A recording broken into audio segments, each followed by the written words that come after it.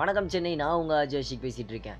உலகத்திலே 2வது நீளமான கடற்கரை மெரினா அப்படி நம்ம எல்லாருக்குமே தெரியும். அது மட்டும் இல்லாம முதல் வீரமான கடற்கரை அப்படின்ற பேரையே வாங்கியிருக்கு. சின்ன குழந்தையிலேருந்து பெரியவங்க வரைக்கும், பெரிய முதியோர்கள் வரைக்கும் சேவ் ஜல்லிக்கட்டு, சேவ் தமிழ் அப்படின்னு சொல்லி பல நாட்களா போராடிட்டு இருக்காங்க இரவும் பகலுமா. லைட் ஹவுஸ்ல தொடங்கி நேப்பியர் பிரிட்ஜ் வரைக்கும் செம்ம கூட்டமா இருக்கு. பலாயிரம் மக்கள் அப்படின்னு சொல்றத விட பல லட்சம் மக்கள் தான் சொல்லி ஆகணும். மக்கள்னு சொல்றதை விட ஸ்டூடெண்ட்ஸ் தான் அதிகமா இருக்காங்க. அவங்க வர ட்ரெயின்ல இருந்து பஸ்ல இருந்து செம்ம கூட்டமா தான் இருக்கு. ரயில்வே ஸ்டேஷனே பத்தல அப்படின்னு பல கம்ப்ளைண்ட் வந்து கூகுளில் போயிட்டு மெரினா அப்படின்னு சொல்லி சர்ச் பண்ணா கூட ஸ்டூடெண்ட்ஸ் பண்ற பீஸ்ஃபுல் ஸ்ட்ரைக் பற்றி தான் வந்துட்டு இருக்கு. கருத்துக்கள் வரதை விட எல்லாம் பாராட்டுகள் தான் வந்துட்டு இருக்கு. பச்சை பாஸ் லயலா எஸ்ஆர்எம் அப்படின்ற காலேஜ் சண்டை இல்லாம முக்கியமா அரசியல்வாதிகளே இல்லாம பசங்களே வாலண்டியரா வந்து டிராஃபிக் கிளீன் பண்றதும் மெரினாவை கிளீன் பண்றதுமா இருக்காங்க. ஸ்டூடெண்ட்ஸ் மட்டும் இல்லாம தொழிலாளர்கள், வணிகர் சங்கம், முக்கியமான பல சங்கங்கள் வந்து என்ஜிஓஸ்லாம் வந்து நிறைய ஸ்ட்ரைக் பண்ணிட்டு இருக்காங்க. ஒரு நாள் லீவ் போட்டு ஸ்ட்ரைக் பண்ணதுக்கு ரொம்ப தேங்க்ஸ் ஐடி மக்களே. இரவும் பகலமா பலாயிரம் பெண்கள் மெரினால இருந்தாலும் 50 பசங்க இருந்தாலும் அவங்க நடுவில் ஒரு பொண்ணு இருந்தாலும் அது பத்திரமா இருக்காங்க. அந்த பெண்கள் எல்லாமே அம்மா அப்பா மாதிரி என்ன பசங்க பாத்துக்கிறாங்க அப்படின்னு சொல்றாங்க. ஸோ இதை பார்த்த ஸ்டார்ஸ் எல்லாருமே லேர்ன் ஃப்ரம் தமிழ்நாடு அப்படின்னு சொல்லிட்டு ட்விட்டர், ஃபேஸ்புக்லாம் சோஷியல் நெட்வொர்க்ஸ்லாம் வந்து வைரலாக பரவிட்டு இருக்கு.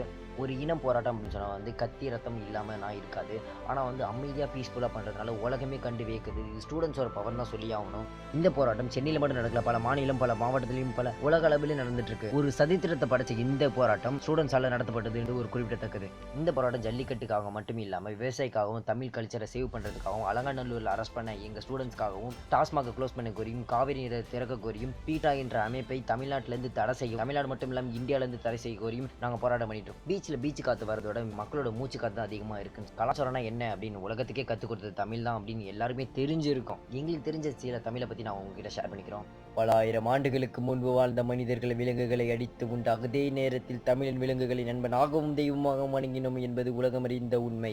என்ற சொல்லுக்கு பொருளாக விளங்கிய மாடுகள். வள்ளுவன் அழியா செல்வம் கல்விதான் என்று கூறுவதற்கு முன்பே செல்வம் என்றால் மாடுதான் என்று தொல்காப்பியர் கூறியது எவ்வளவு பேருக்கு தெரியும்? தாய்பால் குடித்து வளர்ந்த குழந்தைகளை விட பசும்பால் குடித்து வளர்ந்த குழந்தைகளே அதிகம். வீரம் விதைக்கப்பட்டது அல்ல, கொடுக்கப்பட்டது பசும்பாலில் இருந்து. நெல்லை நான் உண்ண வைக்கோல் நீ உண்டாய், அரிசியை நான் உண்ண தவுடை நீ உண்டாய், சோற்றை நான் உண்ண கழனி தண்ணீரை நீ உண்டாய், நான் வாழ நீ வாழ்ந்தாய், இப்போது நீ வாழ நான் சாக மாட்டேனா என்று போராடும் பல இளைஞர்கள் போராடி வருகின்றனர். தமிழன் சேவல் முருகன் கொடியில் வைத்து, காளியை நந்தியாக அமர்த்தி, பசுவை கோமாதாவாக வணங்கி, புலியை ஐயப்பனின் நண்பனாக்கி, பாம்பை சிவனுக்கு மாலையாக்கி, எருமையை யமனின் தேராக்கி, குரங்கை அனுமன் என் கும்பிட்டு, நாயை பைரவனாக பார்த்து கும்பிட்ட எங்கள் கலாச்சாரத்திற்கு கட்டுப்பாடா?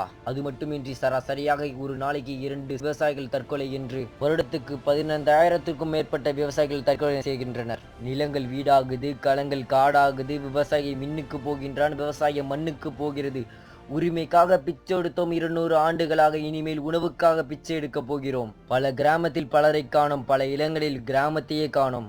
சிற்பங்கள் அழிந்து விட்டால் கோவிலுக்கு சிறப்பில்லை, சிற்பிகளே அழிந்து விட்டால் கோவிலுக்கு பிறப்பில்லை, விவசாயிகள் அழிந்து விட்டால் உண்ணக்கூட வழியில்லை, விவசாயம் அழிந்து விட்டால் புலம்பி பிரயோஜனம் இல்லை.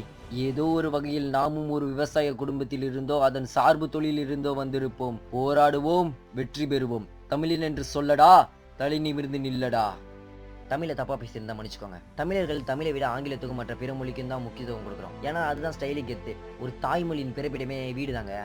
அங்கே கூட அம்மான்ற வார்த்தையை அம்மான்னு சொல்ல விடாம மம்மி மம்மின்னு சொல்லு அப்படின்னு சொல்லி தமிழை மறக்கடிக்கிறீங்க. அம்மான்ற சொல்லுக்கு பொருள் என்ன தெரியுமா? ஒரு தெய்வத்தையும் தாண்ட ஒரு சொல். தமிழ்நாட்டில் பிறந்து என்னதான் இங்கிலீஷ்ல பேசி கலக்கினாலும் அடிப்பட்டா கூட அம்மான்ற வார்த்தை தான் வரும். ஏன்னா அதுதான் தாய்மொழி. தாய்மொழிக்கு எழுத்து பிறப்பிடமே ஸ்கூல் தாங்க. ஸ்கூல்ல கூட தமிழ் பீரியட இங்கிலீஷ் டீச்சரோ இல்ல போர்ஷன் படிக்க மேக்ஸ் டீச்சரோ தான் வாங்கிக்கிறாங்களே தவிர நம்ம தமிழை கண்டுக்கிறது இல்லை. இந்த ஜெனரேஷன்ல தமிழ் பிழையில்லாம எழுதுறதுக்கு எத்தனை பேருக்கு தெரியும்? ஏன் உங்களை சொல்ற எனக்கே தெரியாது. எல்லாரையும் தப்பு சொல்லல, மாத்த சொல்றேன். தமிழ் தலையெழுத்து. ராஜராஜ சோழன் கட்டி பெரிய கோவில்ல கூட வழிபாடு தமிழ் நடக்கல, சான்ஸ்கிரிட்ல தான் நடக்குது. எங்களோட கருத்து என்னன்னா, ஸ்கூல்லையும் காலேஜ்லயும் கட்டாய மொழியா தமிழ் ஆக்கணும். தமிழ் கல்ச்சரை நம்ம வளர்க்கணும். வாழ்க தமிழ், வளர்க தமிழ், சேவ் தமிழ். ஜல்லிக்கட்டுக்கு நிரந்தர தீர்வு வர வரைக்கும் எங்கள் போராட்டம் ஓயாது. சேவ் ஜல்லிக்கட்டு. நான் தமிழன் என்பது நீ அழிக்க நேர்ந்தால் நான் இந்தியன் என்பது இழக்க நேரிடும். இது எச்சரிக்கை அல்ல, தமிழனின் தீர்ப்பு. இப்படிக்கு தமிழன்.